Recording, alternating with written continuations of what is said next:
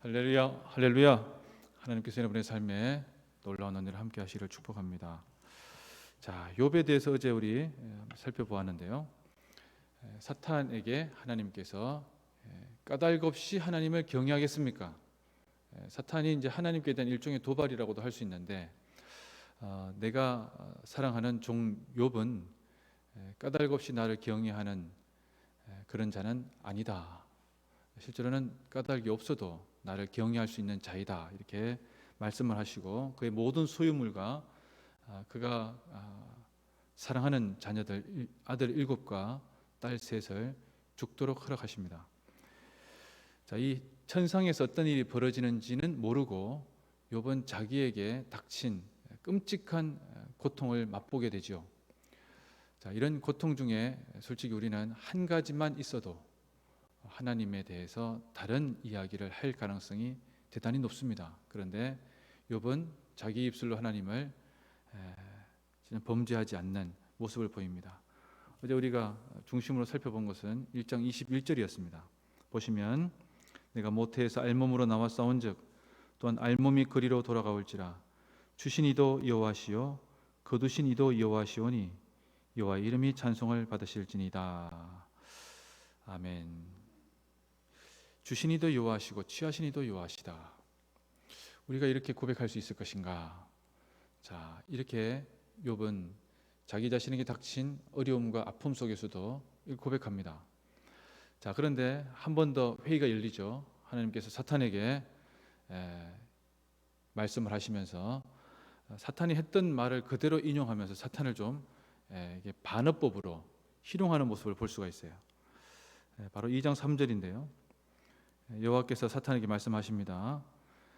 사탄에게 이르시되 네가 내 종 욥을 주의하여 보았느냐? 그와 같이 온전하고 정직하여 하나님을 경외하며 악에서 떠난 자가 세상에 없느니라. 똑같은 표현이거든요. 그런데 그 뒤에 네가 나를 충동하여 까닭없이 그를 치게 하였어도 까닭없이 하나님을 경외하겠습니까? 라고 하니까 하나님께서 네가 친 것은 까닭없이 친 거다, 이유도 없이 친 것이다 라고 하면서 사탄에 대해서 질책하시죠. 자, 그래서 사탄이 반론을 제기합니다. 하나님, 사람이 재물 많은 거 그거 자기의 생명을 위해서는 다 버릴 수 있는 겁니다. 가죽이 가죽을 대신할 수 있겠습니까? 이렇게 얘기하면서 자기의 생명, 즉 자기의 몸을 위하는 것이라면 뼈와 살을 쳐버리면 하나님을 다 저주하고 죽을 겁니다. 이렇게 얘기를 하죠. 자, 그래서 하나님께서 2장 6절에 그의 생명은 해하지 말라고 하면서 사탄이 그 일을 행할 것을 허락하십니다. 자, 우리가 이 아주 중요한 악의 문제에 대해서 성경이 답하고 있는 중요한 단면을 드러내고 있습니다. 그게 뭡니까? 하나님께서는 사탄을 도구로 쓰신다는 거예요. 사탄은 곱비 잡힌 피조물이다라는 것입니다. 즉 사탄은 하나님께서 허락하시는 만큼만 나아갈 수 있다라는 겁니다. 자, 우리가 이것을 깊게 신뢰한다면, 또 깊게 믿는다면 우리에게 있는 악의 고통, 또 고통의 문제, 어려움의 문제들에 대해서 다른 시각을 가질 수가 있습니다. 물론 이것이 대단히 어려운 부분입니다. 자기에게 병이 걸렸고 또는 자기에게 우환이 있고 어려움이 있는데 하나님께서 이것을 왜 허용하시는가에 대해서 질문하지 않을 수밖에 없죠. 근데 그 질문에 대한 답은 하나님께서는 그 모든 것을 통제하고 계신다. 그 모든 상황을 붙잡고 계신다라는 것입니다. 자, 그런 의미에서 2장 7절부터 이어지는 대목은 가장 슬픈 대목이면서 가장 놀라운 대목이기도 합니다. 그럼 2장 7절에부터 10절까지는 욥이 실제로 그렇지 않습니까? 자기의 소유물을 다 치고 자기의 자녀들 아들 7과 딸 3을 다 치고 다 죽었단 말이죠. 그런데 아내는 지금 살아 있습니다. 아내는 죽지 않고 살아서 남편에게 정말 어거스틴은 이 아내에 대해서 뭐라고 얘기했는가 하면 마귀의 협조자다. 칼빈 같은 경우에는 사탄의 도구다.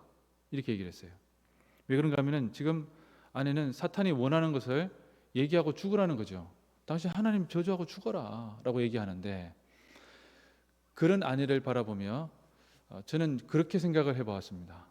이 아내가 지금 속된 말로 제정신이겠는가?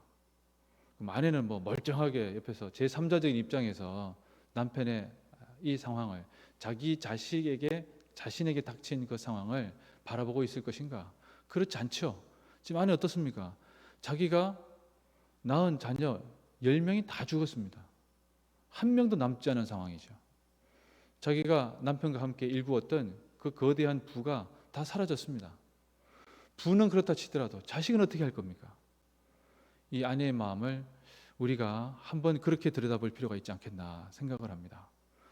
그래서 그 아내가 남편이 고통당하고 절망 가운데, 실제로는 발에서부터 머리끝까지 뭐 이렇게 성경 자체를 보면은 나병일 가능성이 높은데 아무튼 악성 피부병입니다. 자기가 이 기와 조각 같은 걸로 몸을 긁어야지만 너무너무 가려운 거죠.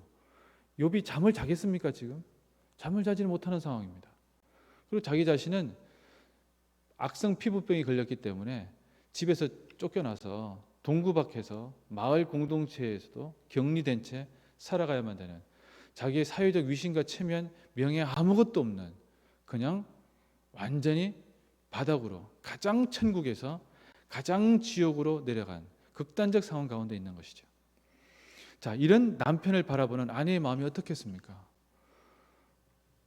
아내가 남편을 바라볼 때 아내는 알고 있습니다. 남편은 온전한 사람이라는 것을. 하나님께 대해서 정말 신앙생활하며 제대로 지켜온 삶이라는 것을.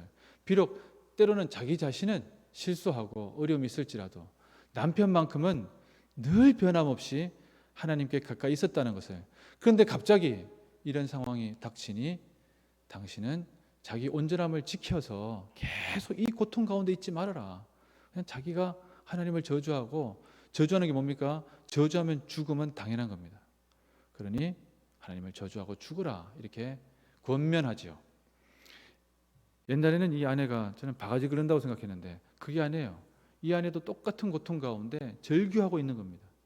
남편의 고통을 도대체 이해하지 못하며 그 남편이 죽음으로써 자기의 고통을 면하기를 바라고 있는 겁니다. 자, 이렇게 얘기하고 있는 아내에 대해서 욥이 대답하고 있는 대목은 참 놀랍습니다. 뭐라고 얘기하는가 하면 10절에 딱 한마디 말해서 욥의 내용을 볼 수가 있어요. 그가 이르되 그대의 말이 한 어리석은 여자의 말 같도다. 자, 아내를 어리석은 여자라고 바로 직격하지 않아요. 당신 정신 차려. 왜 이러는 거야?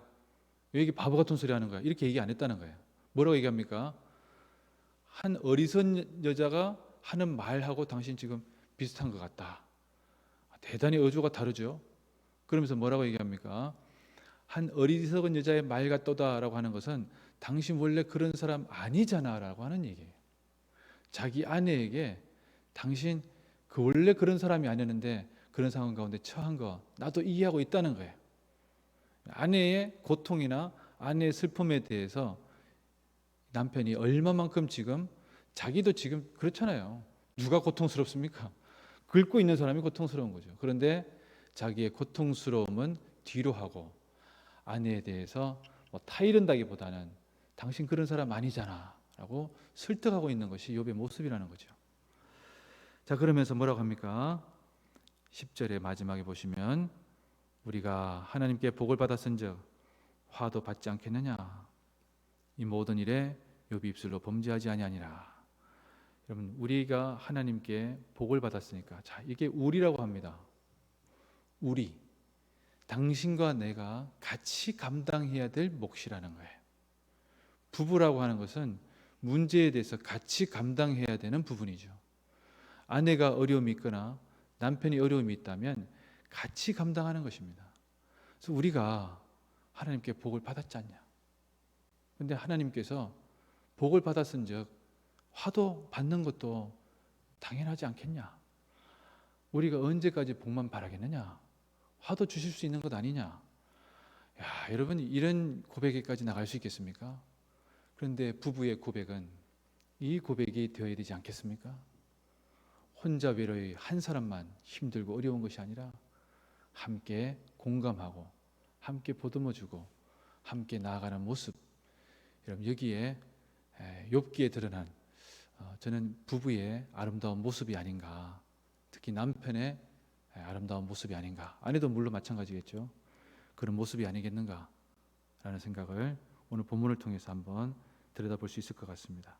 결국에 받는다라는 단어가 오늘 중심의 가장 핵심을 차지하고 있습니다. 뭡니까?